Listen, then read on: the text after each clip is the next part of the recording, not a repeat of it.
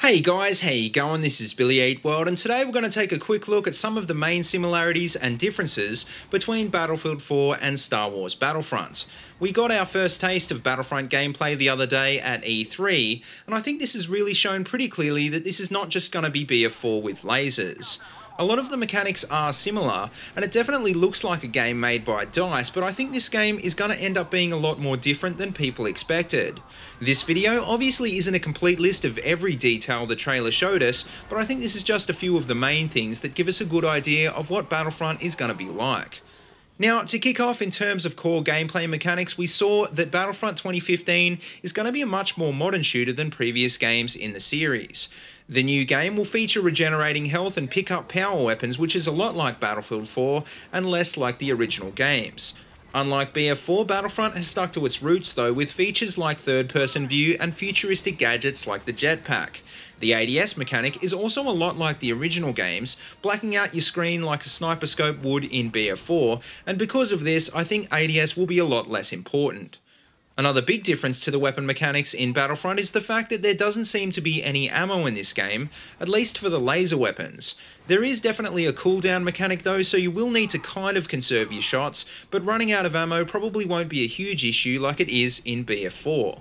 The loadout system in Battlefront is also going to be very different because this game doesn't have a class system like BF4 does.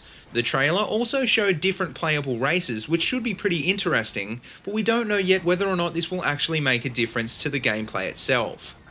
Now, the scale of the maps in both of these franchises has always been a big selling point, but as far as we can tell, it looks as though Battlefront isn't going to be anywhere near as big as BF4.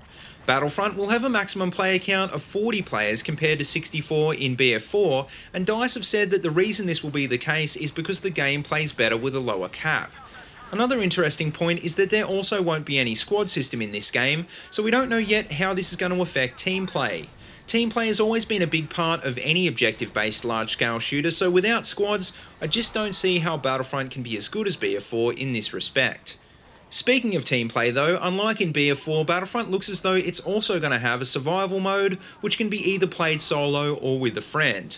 Players will have to battle waves of different enemies, which is a similar mode to what you see in franchises like Call of Duty, but as a trade-off there won't be any campaign.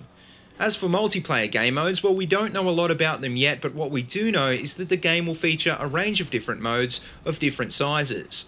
According to the official website, some of these modes will include Walker Assault, Supremacy, Fighter Squadron, Blast, Drop Zone, and Cargo, but seemingly none of the classic modes from Battlefield or the original games. Now, last but not least, in terms of vehicles, well, obviously in the Star Wars universe, we're going to have a whole new vehicle set featuring everything from Walkers to X-Wings.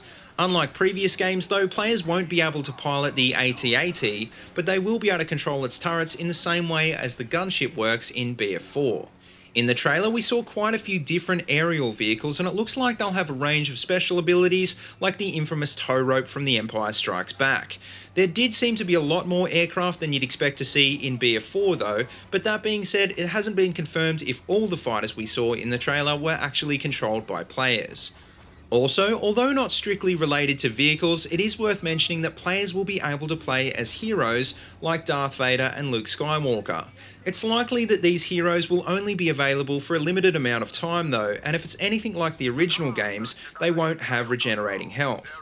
The trailer also showed the Imperial players calling in airstrikes, and according to the official website, the Rebel players will be able to call in Y-Wing bombers. Players will also be able to control a range of static turrets located at key points throughout maps, which is very different from just the odd 50 cal that you see here and there in BF4. So all in all, I think these points sort of make it clear that Battlefront is going to be a very different game from BF4, even if it does have a lot in common.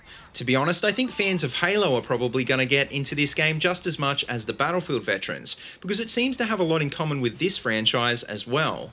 One thing that should be said about the trailer though is that it looked absolutely stunning, and I think it's probably done a lot to build up the hype of this game even more. I don't think it's going to be anywhere near as layered or as complex as BF4, but it does look like a lot of fun so far, and hopefully they'll do a good job of the final product. But anyway guys, that just about wraps up this video, so let me know what you think in the comment section below, and as always, if you like what you see, don't forget to like, comment and subscribe.